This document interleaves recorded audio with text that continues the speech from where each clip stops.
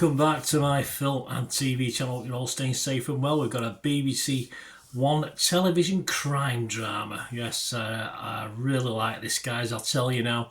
This City is Ours, it's called. 8 episodes by about 50 to 55 minutes. Set in Liverpool.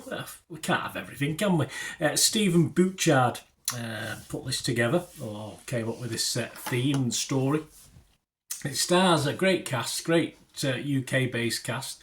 Sean Bean, James Nelson Joyce, Hannah Onslow, Jack McMullen, Darcy Shaw, Julie Graham, Laura Aikman, Cerise Monica Jackson. I always spelt different to how it sounds, that one. I always struggle. Stephen Walters stars and other guys as well in this one. I did like the characters in this and the story, though not particularly fast-paced at first. It takes a little bit of getting going, but it's not really without its problems either. A little bit of dramatic license used from time to time, but it really dragged me in. Certainly got, perhaps to episode 3, I just sort of got more and more dragged into it. It was a slow burn, but enjoyable nonetheless for the slow burn. I always wonder, of course, watching these sort of things, the motivation of female characters in this. Of course, a lot of strong male characters, but of course there's always the odd female character in these sort of gang sort of films. And there's one in this that struggles with her own messed up background. It makes it a really interesting watch just to see how she copes actually with what's going on screen. As I say, it's just you know the guy's up to no good, but these women seem to accept it. I know women like a bad boy, but come on, there is limits to it, obviously. As you'd expect with gangs and violence, it's hard to like any of them particularly, but it is easy to follow all the characters and all the characters' stories. I mean, there's no one I can probably invest in. Perhaps a police later on at a pinch, I don't know. But I say, Sean Bean was the worry for me. If you watch my little preview TV Times, I think last week when I mentioned it, I said I was worried about his Scouse accent, but he doesn't have one. He does his Yorkshire accent, so it's fine. I was a bit worried he'd be forced to do a Scouse accent. So fortunately he used his Yorkshire accent, so it's okay. So there's nothing wrong with that. James Nelson Joyce, a very good choice for his role. I think it's one of the sort of more demanding roles he's ever done. You've seen him in these sort of films before, but he sort of copes pretty well within his capabilities. He copes okay in this. And Hannah Onslow, of course, the character she plays is the one I was sort of mentioned earlier on about the female with a bit of a backstory as well. And she stands out in a pretty tough role to play, actually, in this one.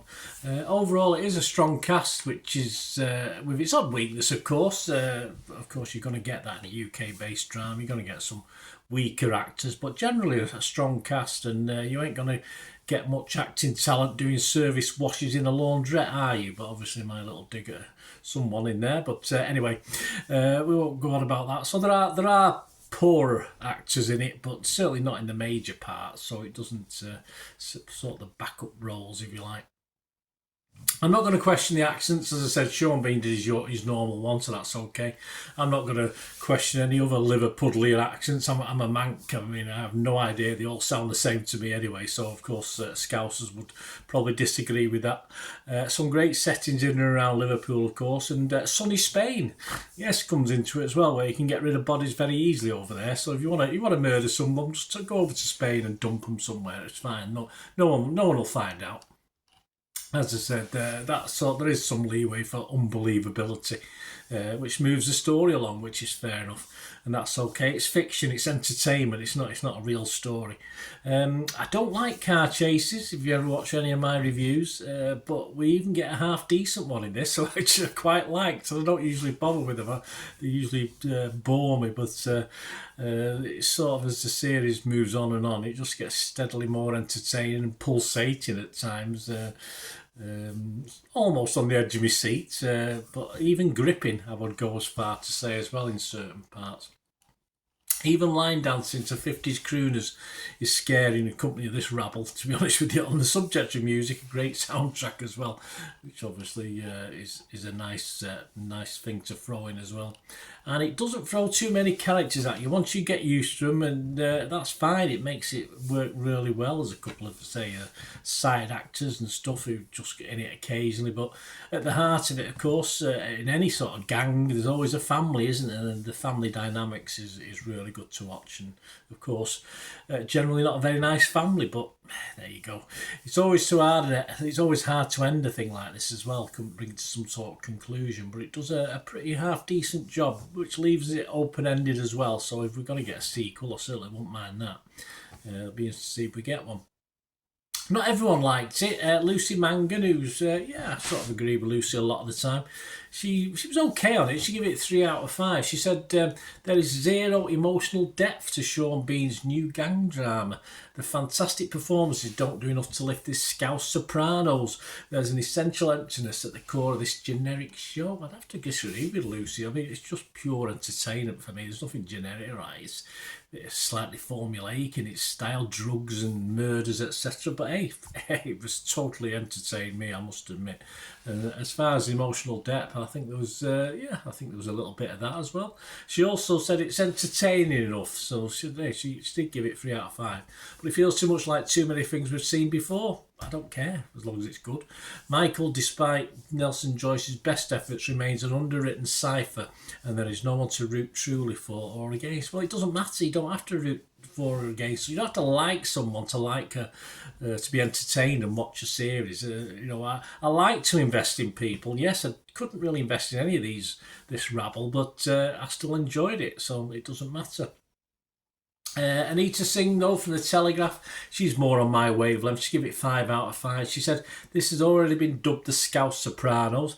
BBC One's drama doesn't quite live up to that show, but it comes close. Now, I'm going to admit something to you now. I'm going to have to watch The Sopranos one day, because I never have. But hey, there you go. Perhaps when I retire in a few years' time. But so there you go. The New Statesman's Rachel Cook liked it as well. She said, a highly superior Scouse Dallas. I love Dallas, of course, back in the day. This series starring Sean Bain is a perfect combination, Sean Bean, not Bain, of menace and farce. And the accents, the clothes, the caterpillar eyebrows, the performances are great. I love Gray, and I'm glad she's in this. As hardware as a good Gucci handbag. Nelson Joyce is a perfect weasel, the eyes forever sliding from left to right.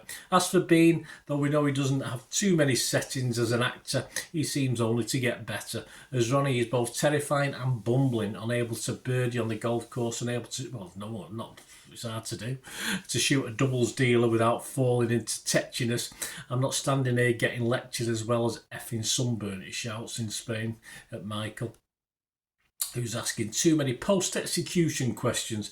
He's a simple man and a brutal one. His desires played out to gentle sound of Perry Como and Matt Munro. Yes, I'll say about the soundtrack. Phil Harrison from The Independent scored it 4 out of 5. He said, a conflicted gangster and moral ambivalence elevate this city of his ours above the average boilerplate crime drama. I have to agree. I thought this was really, really good. Internet Movie Database like it. Only 191 scores and reviews, but it's already getting an 8.4 average. I'm not going to disagree with it. I'm going to give this one of my highest scores that I've ever give things. I don't really give many of these out, guys, so enjoy it while it lasts. A BBC One crime drama getting, for me, a 9 out of 10. So hey, enjoy it while we can. I loved it. I really did. As I say, it's not all bells and whistles. There's nothing fantastically new about it. It was just total entertainment. As I said, first couple of episodes, perhaps a little bit of a slow burn, but once it got going, so I wanted more. 8 episodes wasn't enough for me, but a nicely packaged gangster crime drama. And of course, I'll be fresh on Rotten Tomatoes. I'll be positive on Metacritic. So there you go. Let me know your thoughts, guys. I'd highly recommend this. As I say, some odd people don't like it, but I say it ticks all the boxes for me. Let me know your thoughts. Let me know your comments. Great to hear them. Of course, if you like what I try and do on the channel, as I say, I give other people's opinions and try and agree or disagree with them as and when, or sit on the fence occasionally. But if you like the way I do this and you want to, if you can support me in any way, guys, that'd be much appreciated. And all I ever ask, if you want to try and give me some help going forward, is you stay watching and listening. To help me out, guys, if you watch the ads, if the ads on this YouTube ads, that helps in a very little way, but it all helps. All, you know, watch the pennies and pounds look after themselves, they say, don't they? Or the pennies or the 10p's look after themselves. But if you watch the ads or follow the links on the ads as well, that's always a nice way to support the channel. If you sort of hang on for it, I've done that. I watched other people's and followed the ads, just something I fancied, which does happen from time to time.